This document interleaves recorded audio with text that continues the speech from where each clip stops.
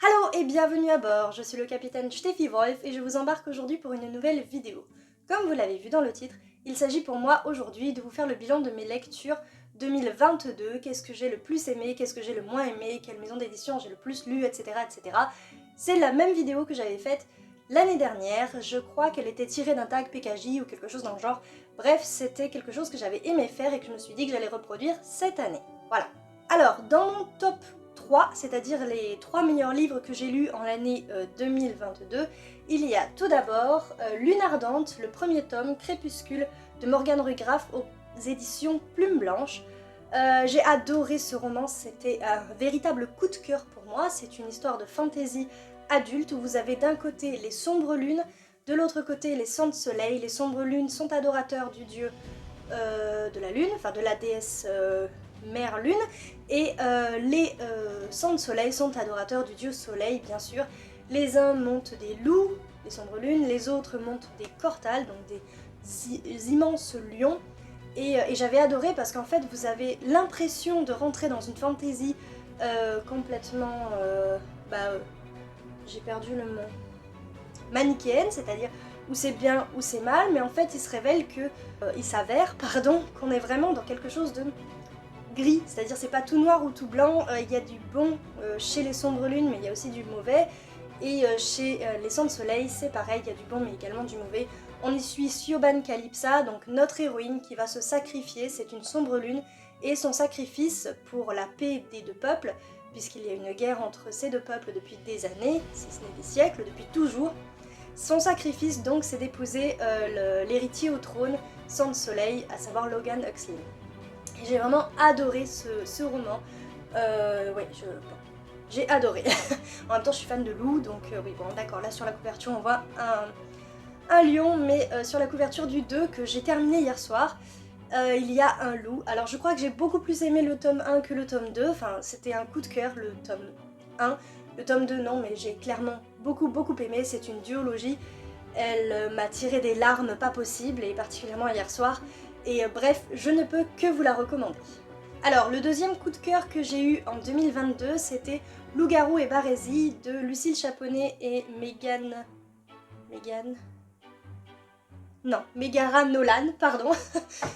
Désolée, c'est un 4 mains, alors moi j'étais intéressée parce que je sais pas, j'ai une espèce de fascination pour ces personnes qui écrivent à deux. Voilà. J'ai déjà du mal à écrire toute seule, alors à deux, laisse tomber. Bref, donc Loup-garou et Barésie, ça reprend le conte du petit chaperon rouge. Alors ça, à la base, je m'en suis mais pas du tout doutée. C'est quand j'ai vu le SP sur Simplement Pro, quand je me suis intéressée au contenu du roman, parce que moi, honnêtement, la couverture ne me faisait pas, mais alors pas du tout envie. Le titre moyen, mais quand j'ai vu que c'était une réécriture de conte, je me suis dit allez banco. J'avais bien aimé la plume de Lucille Chaponnet dans Les Plaines du Vent, et je crois d'ailleurs que ça fait partie de mes coups de cœur de l'an dernier. Et donc je me suis dit bah tiens banco, on va lire Loup-garou et Barésie, et ben quel bien m'a pris, parce que franchement c'était excellent, c'était drôle, c'était une superbe réécriture en mode urban fantasy, et j'ai adoré. Voilà, alors je l'ai lu en SP numérique, du coup c'est pour ça que j'ai pas le livre papier, mais les deux autrices ont... Les deux autrices ont écrit des suites entre guillemets, c'est-à-dire qu'elles ont repris 2 autres contes, et je compte bien les lire. J'en ai 2 de retard, du coup il va falloir que je m'y mette, mais vu que j'étais en mobile, tout ça, maintenant c'est fini. Et voilà, bref, je ne peux que vous recommander la plume de ces 2 autrices. Ah, j'ai oublié de le dire d'ailleurs, c'est de l'auto-édition de grande qualité, et donc je vous la recommande. Alors, le troisième livre coup de cœur pour moi a été l'année dernière, Changer l'eau des fleurs de Valérie Perrin, ici chez le livre de poche. Et comme vous le voyez, j'ai mis quelques... En fait, j'en ai mis que 2. Non, 3. C'était la première fois que je m'étais dessinée sur un livre, parce que, comment vous dire, je l'ai lu cet été, et pour moi, ça a été une révélation. J'avais l'impression que ce livre me parlait. Je ne lis normalement pas de contemporain. Pas ce genre de lecture, ça c'est pas pour moi. Moi je lis de la fantasy, du fantasy, j'arrive pas à parler. De la fantasy, disais-je, donc du fantastique, éventuellement de la SF, mais pas ça. Et il se trouve que ma maman m'a offert ça. Enfin, non, à la base elle me l'a pas offert, elle me l'a prêté. Et j'ai tellement aimé que j'ai mis les signés, et à la fin je lui ai dit est-ce que tu peux pas me le donner s'il te plaît. Et voilà. Donc, pour ceux qui ne connaîtraient pas, sait-on jamais, on suit Violette Toussaint, donc notre héroïne, qui arrive et qui devient garde cimetière, enfin voilà, et donc changer l'eau des fleurs, donc c'est les fleurs du cimetière, et à travers elle, on voit la vie de nombreuses personnes qui ont perdu quelqu'un, un être cher, on les suit, on la suit elle, et puis toute une petite troupe, entre guillemets, qui travaille là, et puis surtout, on découvre sa vie à elle, et comment elle en est arrivée là, et qu'est-ce qui était compliqué, et ça parle de résilience, et ça parle d'acceptation, et bref, j'ai adoré ce roman, et je vous dis, j'avais l'impression qu'il me parlait, mais personnellement, je l'ai lu au bon moment, et j'ai adoré ça. Voilà. Alors, après les 3 livres qui m'ont le plus plu, on va parler des 3 livres qui m'ont le plus déplu. Et la plus grosse déception que j'ai eue cette année, c'était La prophétie des abeilles de Bernard Werber, donc aux éditions Albin Michel. Alors pourquoi c'est ma plus grosse déception? En fait, je pense que, comme on dit en allemand, Selbstschuld, c'est ma faute à moi. Je l'ai acheté parce que c'est... Enfin, je l'ai acheté, non, je me le suis fait offrir parce que c'est Bernard Werber, que c'est juste mon mentor, que j'adore cet auteur. Et je me suis dit, je veux lire chacun de ses romans, etc. etc. Et puis, allez savoir pourquoi, j'étais persuadée que ça allait parler franc-maçonnerie. Et du coup, moi, franc-maçonnerie, ça me faisait penser à des recherches que fait mon frère et tout, et je me suis dit, ouais, super, très bien, je veux le savoir, puis en plus les abeilles, moi j'avais adoré son cycle des fourmis, bref, je veux. Sauf que ça parle pas franc-maçonnerie, non, ça parle templier, voilà, et là vous vous rendez compte que Steffi, elle a pas des masses de culture, hein, ou enfin si, un petit peu, mais pas forcément là, d'accord, et bref, ça parlait templier, et j'aurais dû m'en douter en fait, parce qu'il y a la croix là des templiers, enfin quand même je dis que j'ai pas de culture, mais un minimum quand même, voilà. Et puis je crois que c'était écrit, voilà, c'était écrit dans le résumé. Les templiers l'ont préservé à travers les époques, donc on parle de la prophétie. Et voilà, mais je sais pas pourquoi dans ma tête j'ai switché, je voyais franc-maçon, allez comprendre. Bref, c'est ma plus grosse déception parce que c'est l'auteur que je place tout en haut, qui est pour moi au-dessus des autres, et qui m'a déçue. Voilà, je suis pas rentrée dans l'histoire, c'était pas ce que j'attendais, et donc voilà. Ensuite, une autre déception, ça a été le premier tome de Solo Leveling, de je sais pas qui, hein. Alors de toute façon j'ai pas le livre à côté de moi, je sais pas où il est, je l'ai acheté en papier, hein, voilà, mais je ne sais pas où il est passé, le déménagement, tout ça, il s'est perdu dans les méandres des cartons, et bref, on s'en fout. Pourquoi est-ce que j'ai pas trop aimé? Alors en fait, pareil, j'en attendais pas mal, je l'avais acheté pour l'avoir vu passer sur la toile à la sortie du premier tome, hein, et puis déjà, bon, je suis pas une grande amatrice de tout ce qui est manga et compagnie, et donc ça c'est pas un manga, ça s'appelle autrement, mais j'ai oublié, bref, on s'en fout. Donc là, on y suit je sais même plus comment il s'appelle là, le garçon, qui est un héros, et en fait c'est le livre, l'histoire, elle fonctionne comme un jeu vidéo en fait, où vous tuez, vous venez à bout d'un monstre, et puis après vous avez un monstre un peu plus gros, un peu plus important, un peu plus fort, etc. jusqu'à arriver au big boss. Et moi j'aime pas les jeux vidéo de ce genre là, je suis nulle, et du coup forcément une lecture qui va dans ce sens là, ça ne me plaît pas des masses. Voilà pourquoi Solo Leveling était un flop pour moi, et clairement je dirais pas la suite, hein.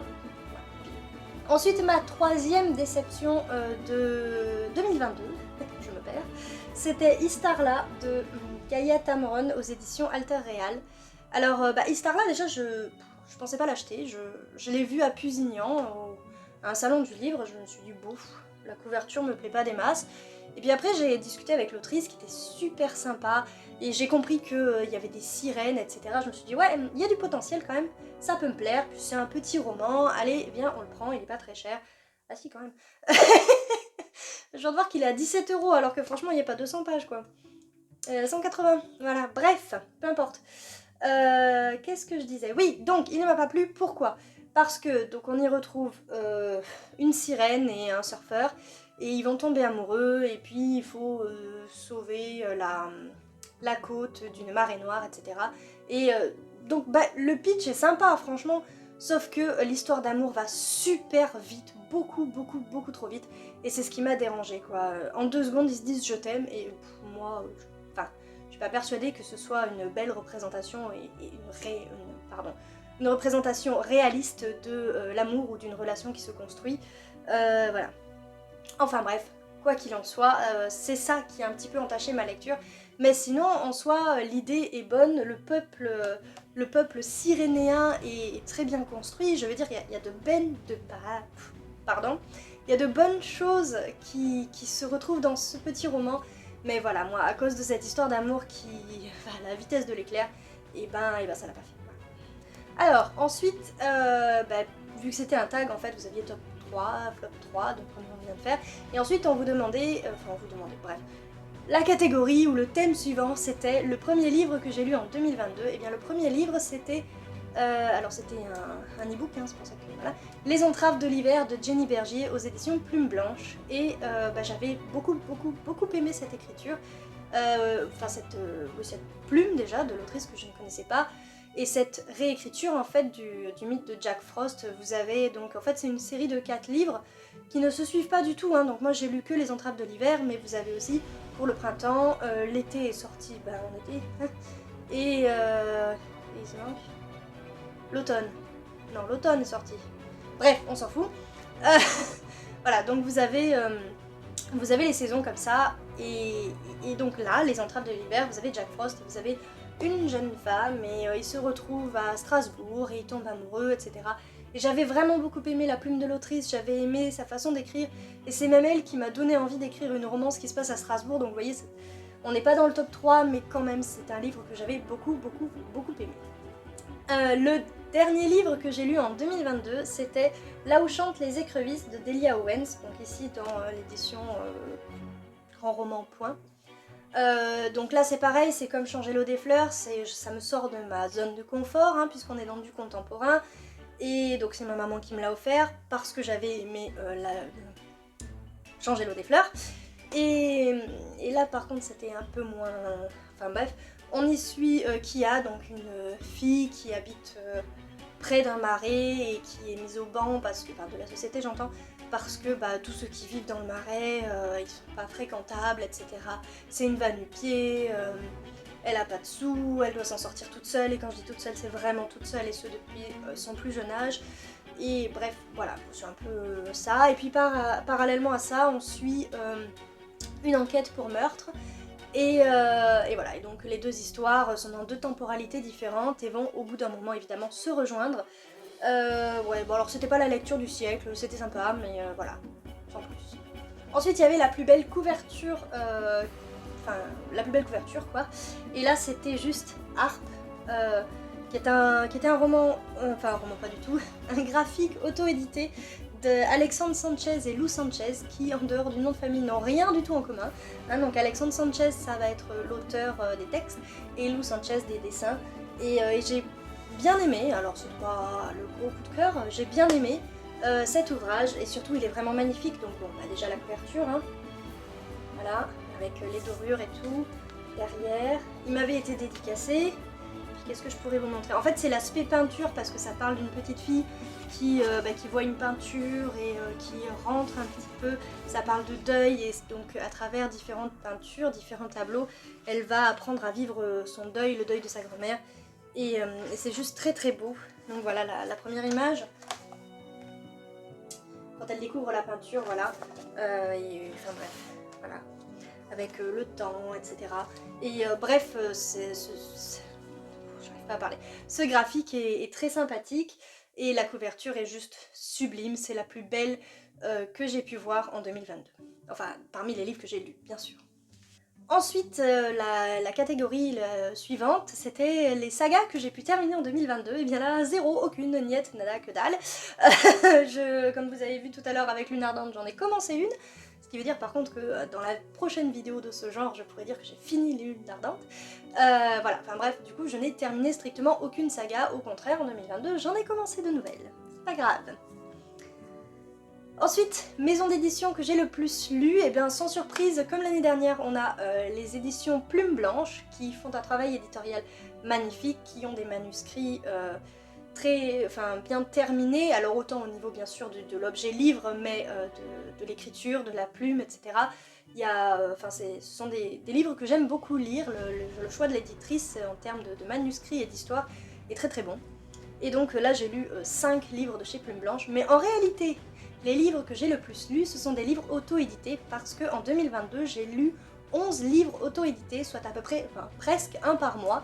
Donc je trouve ça très bien, parce que à la base, j'avais un peu peur de l'auto-édition, parce que on dit souvent auto-édition, faute, etc. Et là, en fait, je me suis dit, il faut savoir les choisir, il faut savoir les trouver. Et clairement, cette année, en 2022, l'année dernière, j'ai adoré quasiment tous les livres que j'ai lus en auto-édition. C'est du bon, et peut-être que j'ai trouvé aussi des auteurs qui me conviennent, et peut-être que j'en trouverai d'autres encore, je l'espère. En tout cas, moi je ne peux que vous recommander l'auto-édition. Attention, bien sûr, l'auto-édition de qualité, renseignez-vous avant, feuilletez un peu les livres, etc.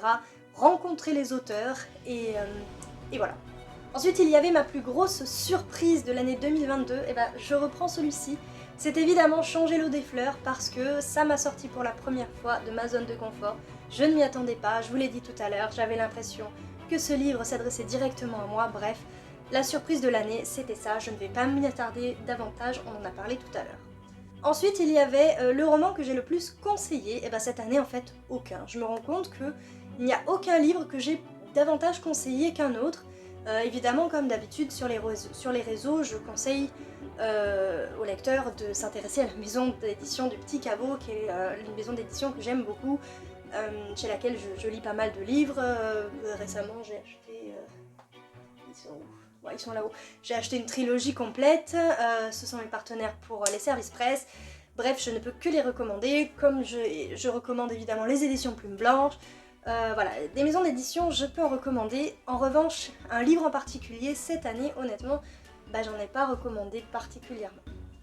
Ensuite, il y avait le livre dont j'ai le plus entendu parler. Alors, j'ai été tentée à un moment donné, quand je vois ce que j'ai écrit, de mettre Changer l'eau des fleurs, mais en fait, j'en ai entendu parler bien avant de le lire.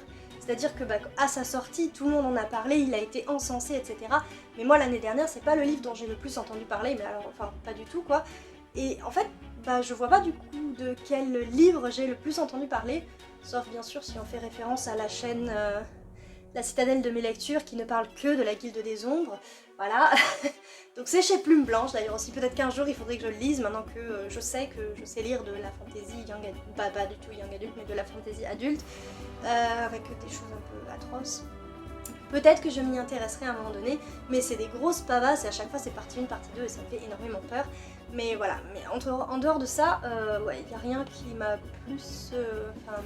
voilà. Voilà, c'est comme le livre que j'ai le plus conseillé, je vois pas du tout. Ensuite, le livre que j'attends le plus en 2023, il vient de paraître.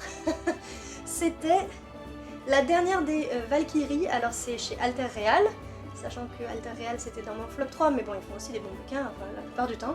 D'ailleurs, j'en ai un à lire dans pas longtemps, enfin que j'ai acheté. Bref, donc c'est La dernière des Valkyries, de Eva de Kierlan. J'espère que j'écorche pas son nom, je me suis pas trompée dans ce que j'ai écrit.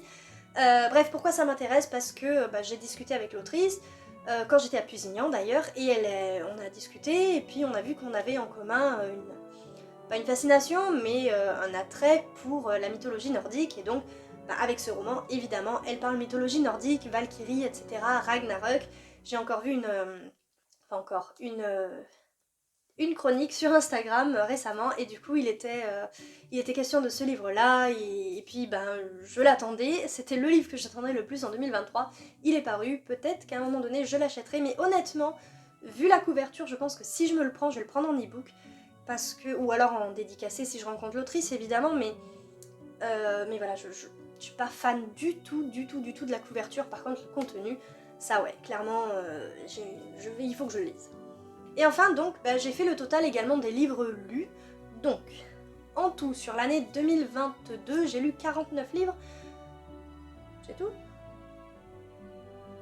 Ouais, 49 livres, donc ça fait presque un par semaine, en moyenne, un petit peu plus d'un par semaine, un petit peu moins, pardon, d'un par semaine, mais voilà. Et parmi ces 49 livres, on avait 40 romans, 7 illustrés et 2 VO.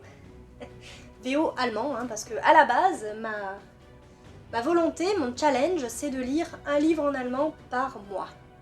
On est à 2 sur une année, ça fait 1 par semestre. c'est clairement insuffisant. J'espère que cette année je vais faire mieux. Je tourne cette vidéo, on est le 9 février. J'ai toujours lu zéro livre en allemand, mais j'en ai mis un dans ma pile à lire, ou plutôt pioche à lire du petit mois petite lecture de février. Donc le truc c'est que je l'ai pas encore ce bouquin, donc il faudrait que je me l'achète. Et voilà, je vais arrêter de disserter. J'espère que cette vidéo vous a plu. Si c'est le cas, n'hésitez pas à lui mettre un petit pouce vers le haut. Si vous aussi vous voulez me parler de, par exemple, les livres que vous avez lus, que j'ai lus, moi aussi, s'il y en a qu'on a en commun, qu'on a aimé en commun, ou au contraire, que moi j'ai aimé, pas vous, ou l'inverse, etc. N'hésitez pas à m'en faire part dans les commentaires. Je serai ravie de vous lire et de vous répondre. Et si ce n'est pas déjà fait, voilà, je vous invite également à vous abonner à cette chaîne et je vous dis bien sûr à très vite pour une nouvelle vidéo. En attendant, naviguez bien sur YouTube. Tchussy!